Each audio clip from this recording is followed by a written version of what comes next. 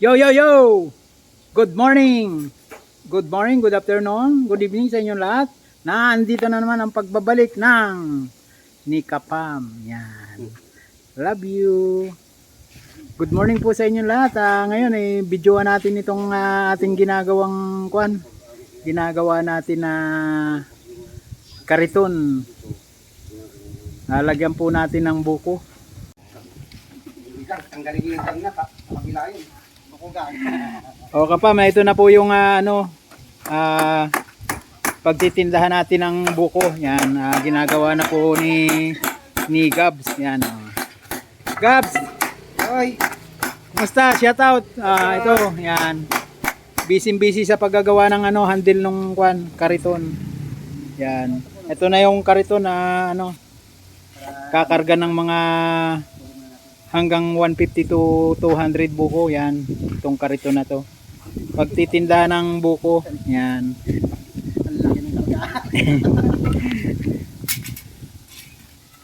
Ito na po yung ginagawa na ang ginamit po na kahoy dito, lang siya, yung iwan ko po mga kahoy na to nabibili mga wala na sa sukat. Yung 2x3 naging 2.5 by 1 3/4 na lang. Kindry na siya. Yan. Baka nung hindi pa nakikindry ganun ang sukat.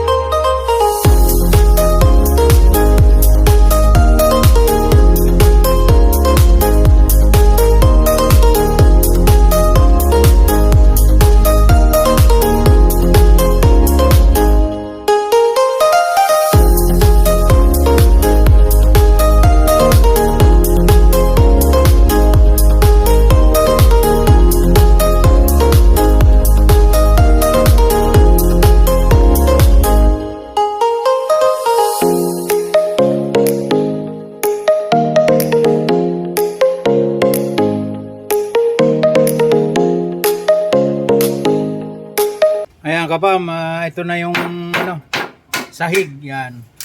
Kasi medyo makakapal ang kinuha nila dahil medyo malakasan. Ayan. Pare, may amoy ng plate mo pare. Hugasan mo nga. Hugasan mo. Dilaan mo. Hala. Oh, yan. Yung sahig na yan ay puputulan doon sa may bandang hulihan. Tapos dito, sakto lang dito. Mayawang lang ng konti kaya ini-adjust lang ng lagarian ng konti yung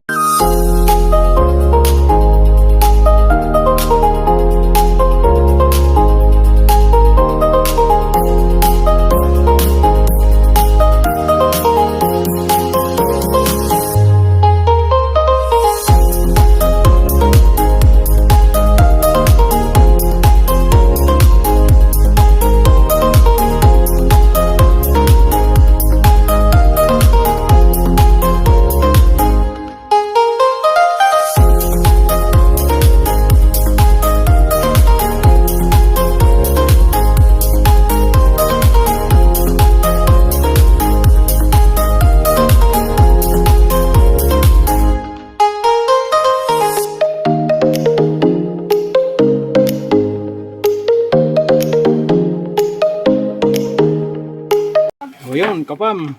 Katatapos lang ang paglalagari ng ano. Yan. Ay, wala kayong pasok. Ano? Tapos ito, yan, katatapos lang pakuan. Yan. Okay na. Itong gulong namin na ginamit yan, ano yan, tubeless.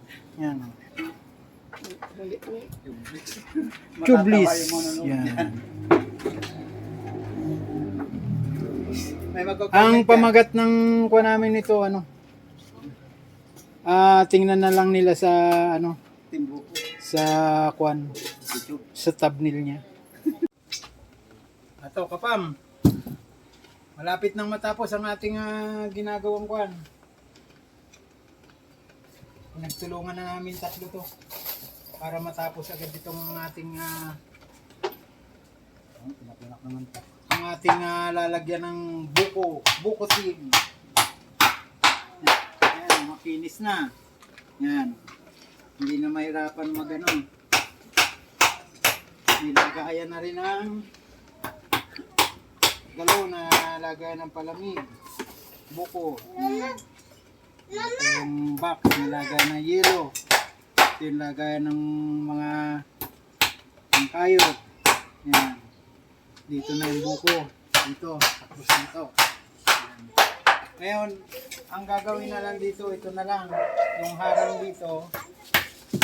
Para hindi ma-deform itong foam. Styrofoam. Yan. Magaling ka talaga.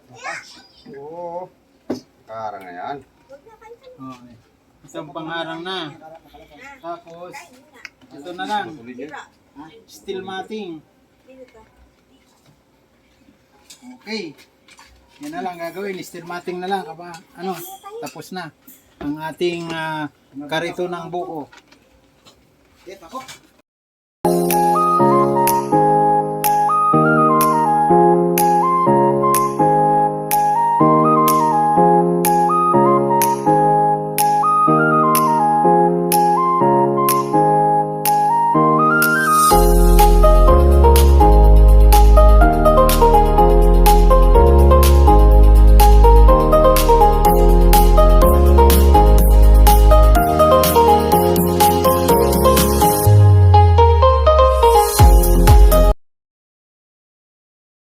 Lagyan mo ilaw.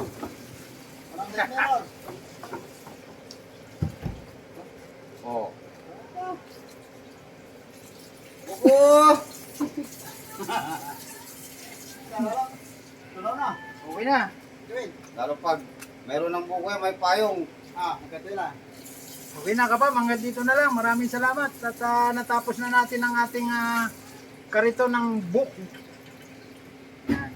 Umpisahan na natin to. Maghapon din ginawa. Ito kapam, lagay ng baso.